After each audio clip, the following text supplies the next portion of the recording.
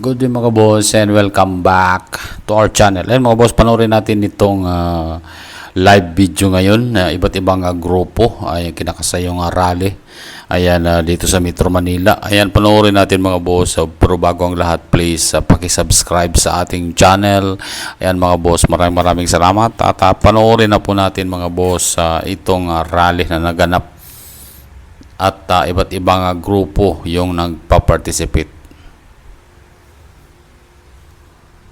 Pwersa natin mga Pilipino ng 30 araw, kahit bago dumating ang 30 araw, darating na sa Saklolo ang reinforcement at ayuda galing sa banyagang pwersa.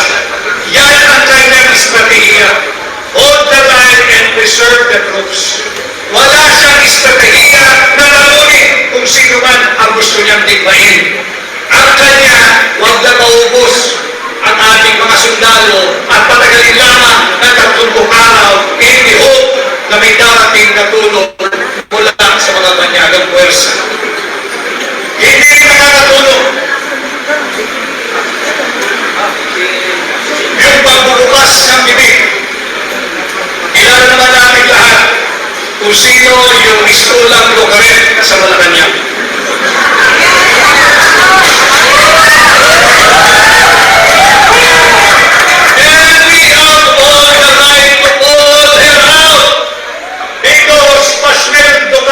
Swerdado ka ng mamamayang Pilipino. Kung ayaw mong magunahin, lumipat ka sa pribado. Subalit hanggang ikaw ay empleyado ng gobyerno, may pananagutan ka sa ordinaryong Pilipino.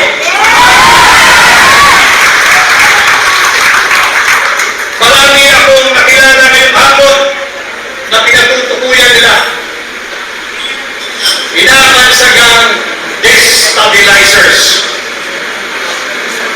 Kailan ba naging destabilisasyon ang pagsabi ng Marcos Resign?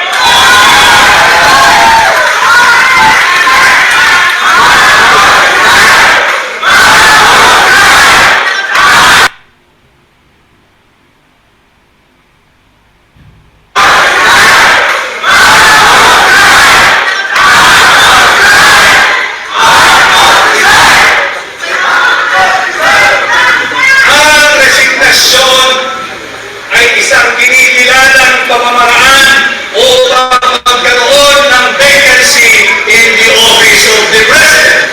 And therefore, death, permanent disability, removal from office, or resignation. Kung ang saligang batas ay kinikilala ang resignation, paano naging destabilisasyon ang pagsabi ng Marcos Resign?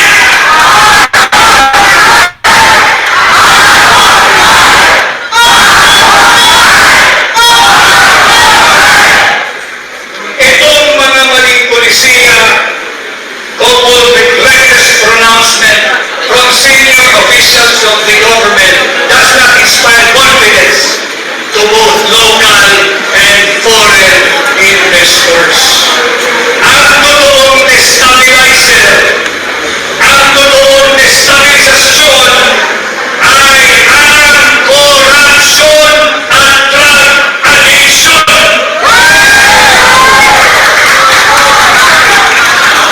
If this administration feels some degree or the great degree of instability in their governance, huwag na sila maghanap ng sisisihin.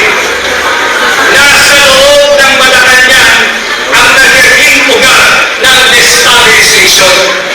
Uulitin ko, corruption and direct testimony no less than by the presidential sister regarding drug addiction is destabilization.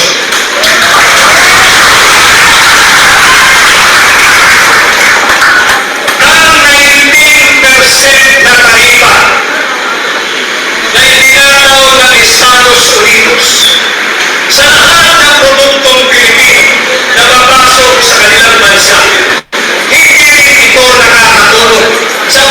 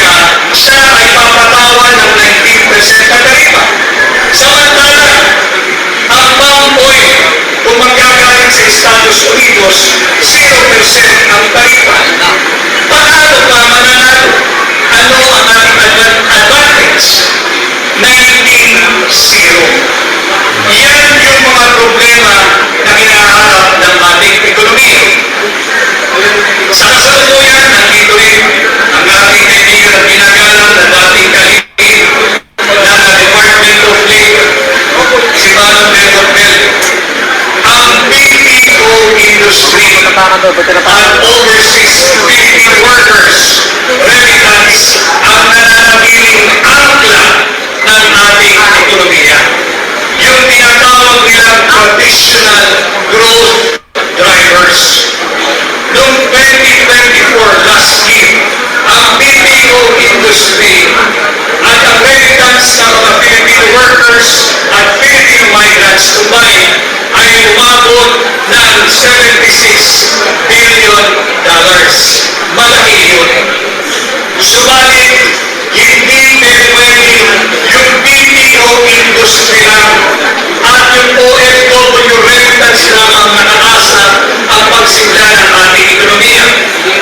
Bukod sa 38 billion na contribution, dollars po ito ha, $38 billion contribution ng BPO industry na napagbigay din ito ng direct full employment sa 1.8.2 or 1,820,000 Filipinos ang nabigyan ito ng full-time workers.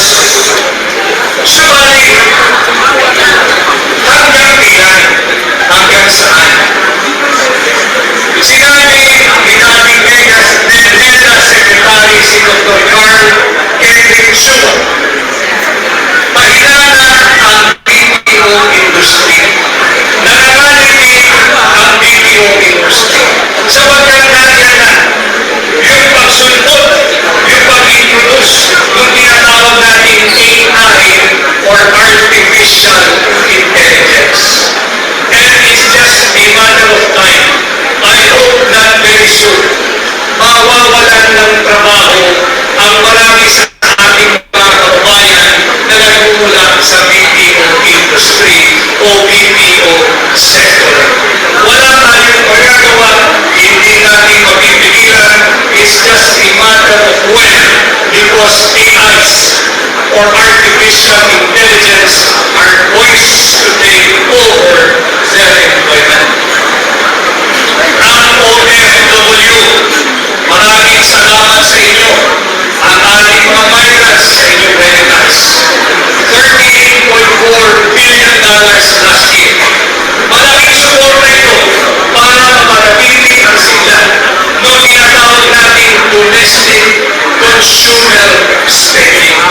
Subalit, hindi nga po nakakatulong yung mga irresponsableng pahayag ng mga senior officials ng ating pamahalaan.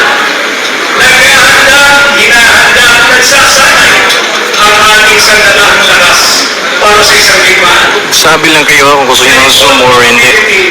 The chief of staff of the AFP was referring to our superpower neighbor, China.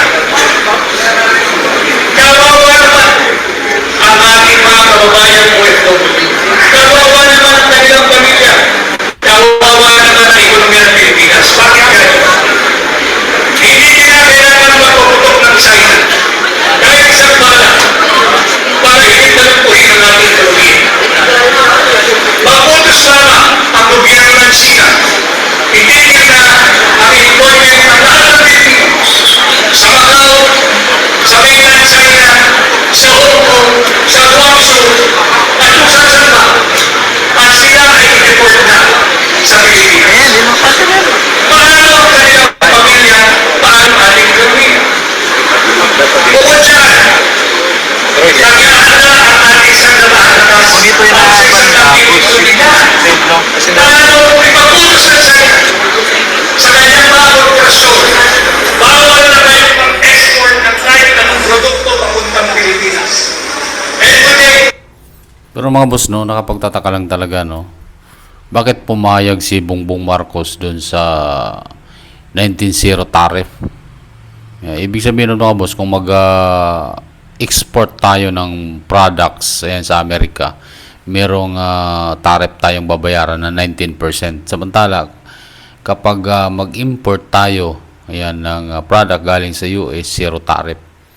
Di ba? Kung ikaw ay isang matinong presidente, hindi ka papayag ng ganun. Lugi tayo mga boss. So dapat sa mga ganun, 50-50, pare-parehas. halimbawa 20% yung napagkasunduan, di pag maglabas tayo ng mga produkto, ayan, doon sa Amerika, 20%. So, kung yung Amerika naman ay mag-export dito o kaya mag-import tayo sa Amerika, dapat meron ding 20% para patas. Nangyayari kasi mga boss, wala. Pumayag lang din si Marcos na zero tariff yung Amerika sa atin. Kasi yun ang malaking issue din about kay Bongbong Marcos. So, talagang lugi-lugi naman talaga tayo doon mga boss. So, kaya maraming mga grupo ngayon yung nagsasalita at gustong pagre-resign na si Marcos. Ayan, sinisigaw nila na Bongbong Marcos resign. Ayan, para maging maayos ang ng Pilipinas. Kasi kapag kung si Bongbong Marcos pa rin ang nakaupo, baka mas lalong lulubog ang bansang Pilipinas. So ngayon, kapag bumaba si BBM kung mag-resign dyan, ay siyempre ang ayon sa konstitusyon, sa saligang batas ng 1987 konstitusyon, siyempre ang vice president ang papalit bilang presidente. Siguro kapag mangyari yon, sa tingin ko lang, opinyon ko lang, maaaring babalik sa sigla ang ekonomiya ng Pilipinas.